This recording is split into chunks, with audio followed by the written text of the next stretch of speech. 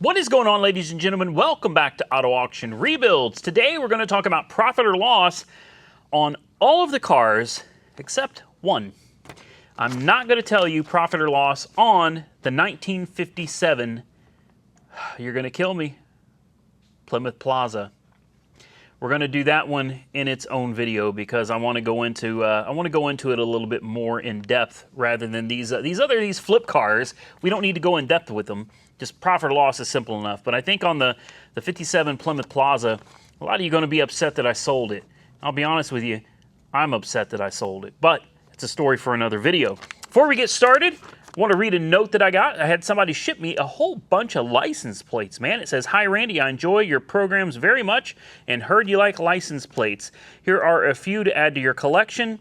Keep up the good work." From Gary. Gary, thank you very much. And I'm going to show you guys this stack of license. Whoa, I'm going to cut my throat with these. This stack of license plates that I got here, guys. Look at this. I mean, I think that's... Thank you, Gary. I appreciate it, man. I appreciate it. Now, some of these are from Gary, and some of these are from another subscriber. I just stacked them all together. We got another one right there as well. All right, are you guys ready?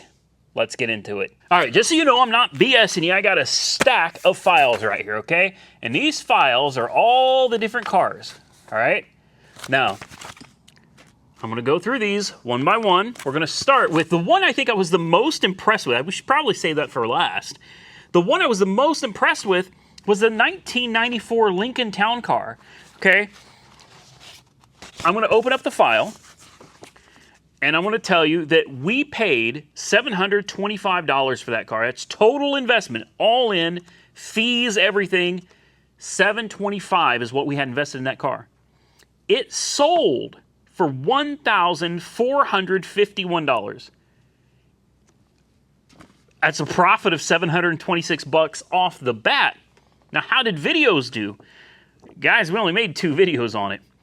Video number 1 did $726.98. Video number 2 did $704 and something, $704.68 for a video profit of $1,431.66, plus the profit from selling it came out to a total win of $2,157.66. $2,157.66 on a cheap, broken Lincoln. Wild. Next, we have the 2004 Chevy Monte Carlo. I don't think we're going to be nearly as impressed with this one. Okay, total investment into the Monte, $2,150. Now remember, most of these cars on here, we did nothing to. Nothing that required spending money on them, right? Most of these we just bought and flipped. It's a new idea I was trying out on the channel without telling you guys.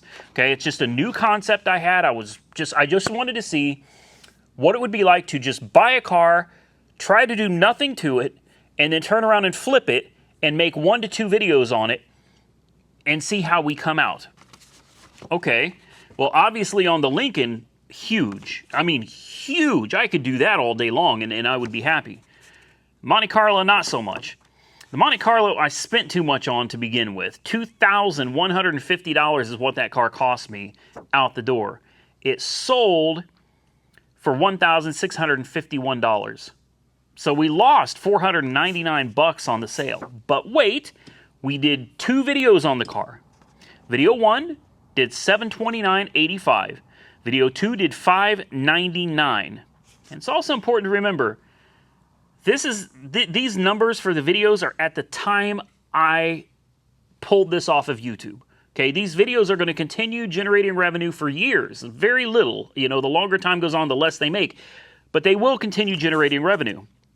So we have a total video revenue of $1,328.85 with a loss of $499 from the sale.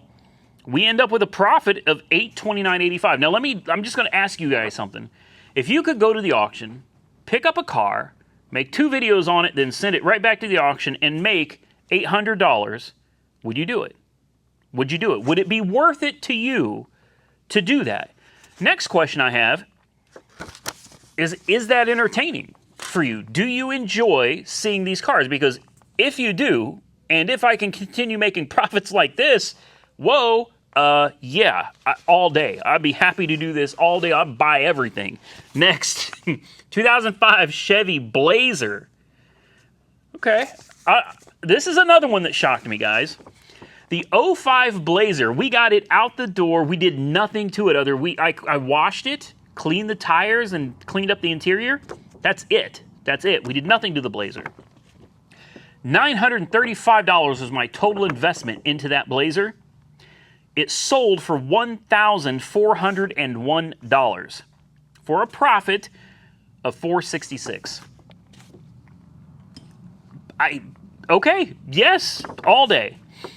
Now, we did 2 videos on this. The videos didn't do great on the Blazer. They really didn't do all that well, but video 1 was $655.44. Video 2 was $390.85 for a video profit of $1,046.29. Add that to the sale profit, we have a total profit of $1,512.29. $1,500 in profit from a vehicle we did nothing to other than buy it, clean it up, drive it down here, drive it back, and send it to auction. Okay. Don't worry, guys. We're bound to lose on one. And I think I'm holding that one right here. I honestly can't remember. There's so many cars. I think I got like 5 of them right here today. Plus the 57 Plymouth, which will be a dedicated video separate by itself. Yeah, 97 Ford Crown Victoria. I know we lost on the... Oh. Okay, so the 97 Ford Crown Vic Police Interceptor. Hopefully some of you remember that car. We had total investment into that of $1,115. We sold it for $726. Now, I know there's going to be a lot of you that are going to wonder, why does it cost you so much, and then why does it sell for so little? Doesn't make sense. It does make sense, guys. When I purchased these cars, for example, this 97 Crown Vic, this was purchased from Copart, okay? I won it for like $725. That's what I won it for, but they add fees to it. So $725 becomes $1,115. Now, when you go to sell it at Insurance Auto Auctions, guess what? It sold for right about the same price I bought it for.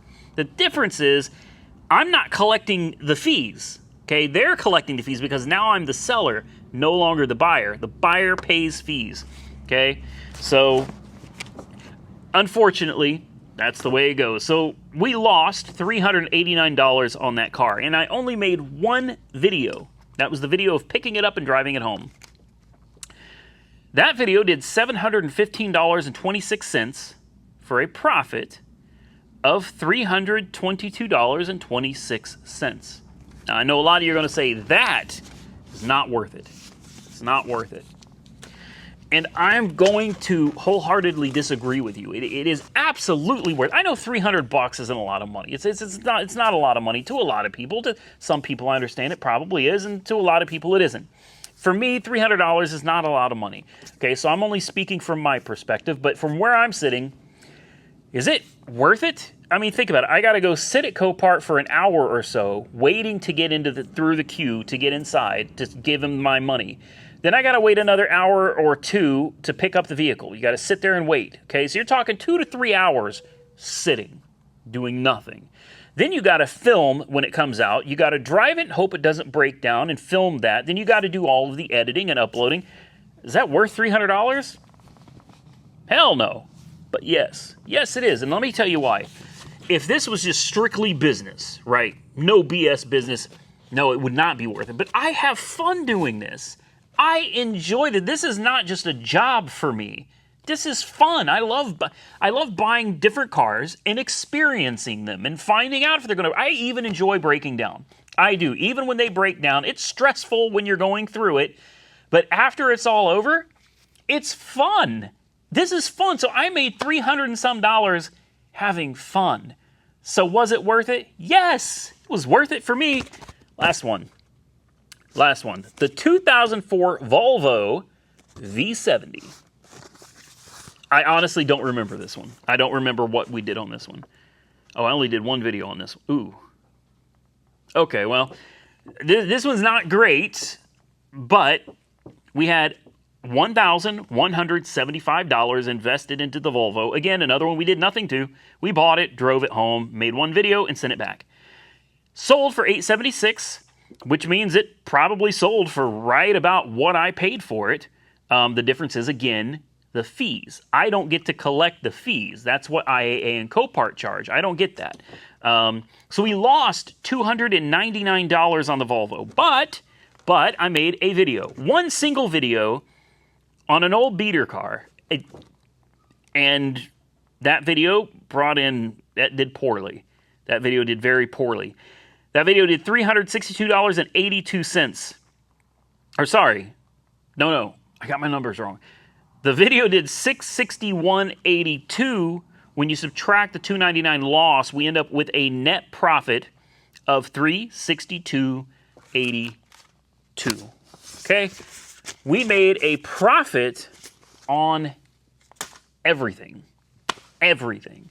And if you're wondering why there's no IAA walkarounds this week, I'm not going to go into details. I know it's going to bore you guys, but there were some issues with the appraisal of the new house not matching what they were selling it for, and it has been a disaster. It has been a disaster. So cross your fingers that we're still going through with the house. We'll figure that out. But this week has been insane, and that's why there's no IAA walkarounds. Instead, I decided to do a profit or loss because there are 5 cars here, and you guys have been asking what happened to them. Now, that's not all, okay? Today for me is Wednesday.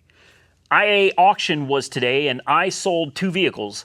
I sold the 09 Malibu Hybrid, and let me tell you something. When I do the video on that car, please watch it. I'm not going to tell you if it's a profit or loss. I'm going to tell you this. Remember, we blew it the hell up. Okay, we blew that Malibu completely to pieces. 300 and some degrees was the coolant temp before it just quit running, and it was dead as a doornail.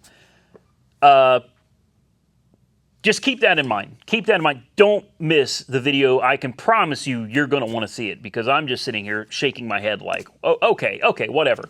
I also sent the Freightliner to Insurance Auto Auctions as well. So there's going to be a separate video on the Freightliner, or I may just do the Freightliner and the Malibu together. I don't know. You guys comment below and tell me if you want to see them both in the same video or if you want me to separate them. Those 2 vehicles sold at IAA today.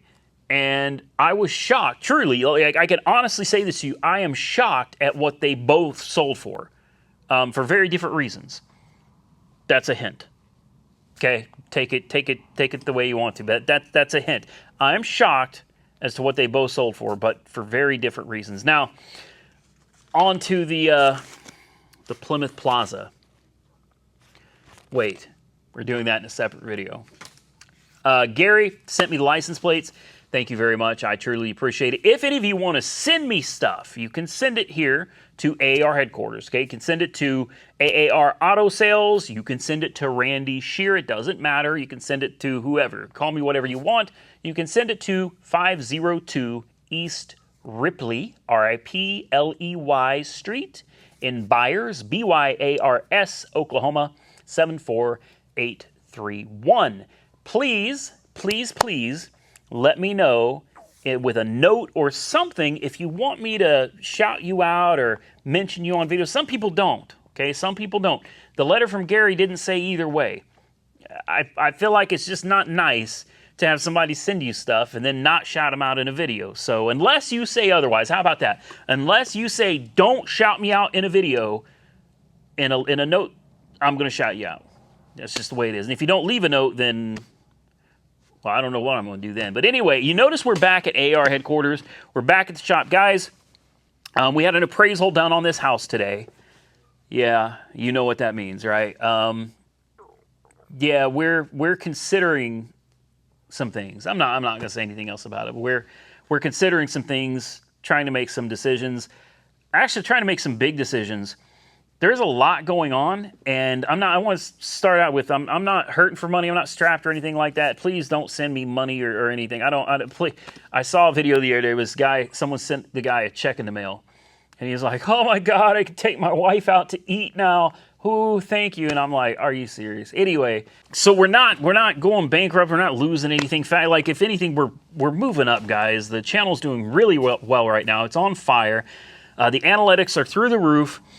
Things are really strong right now. But I'm sitting here and I keep thinking, man, I've got this house and this shop here. I am sitting on, it's got to be $100,000. And it's paid off. I got like $100,000 cash just sitting here. I would kind of rather that be sitting in my bank account. I don't know. So it's one of the things I'm considering. I'm also 99% going to be getting rid of the Hellcat in the very near future. In fact, today I'm going to go look at another car. Some of you going to get real upset about that. And I don't know why, man. Like, do we really care about a Hellcat? Let me tell you something. You know what the problem is with giving giving somebody that came from nothing a bunch of money? Let me tell you what the problem is with it. They're not educated in how to manage their money properly. They're not good with it. They're very impulsive. I'm talking about myself. Okay, I'm talking about myself. You take somebody that grew up with nothing and then you hand them a bunch of money. Well, perfect example.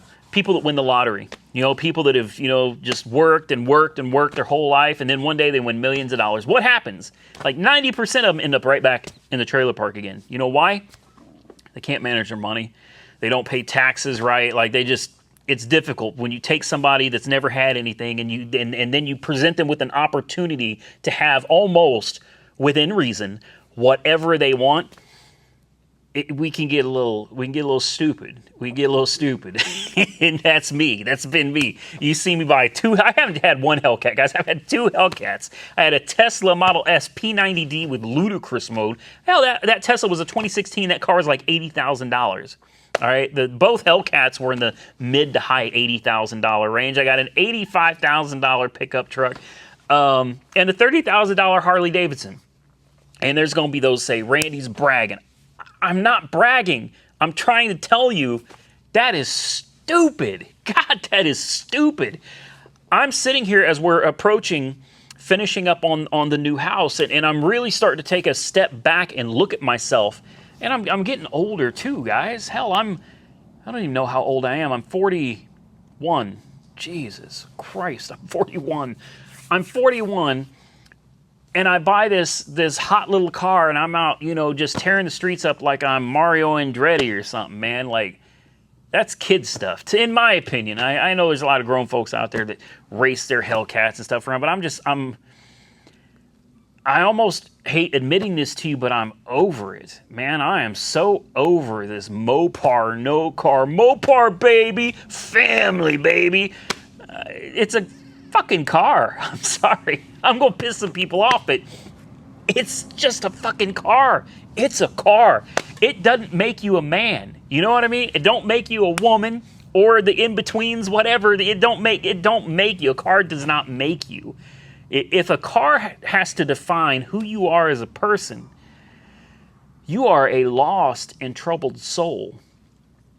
And unfortunately, I fit that category. So I'm talking about myself here, guys. And it's just something I've been kind of realizing some things about me, including this third and fourth chin.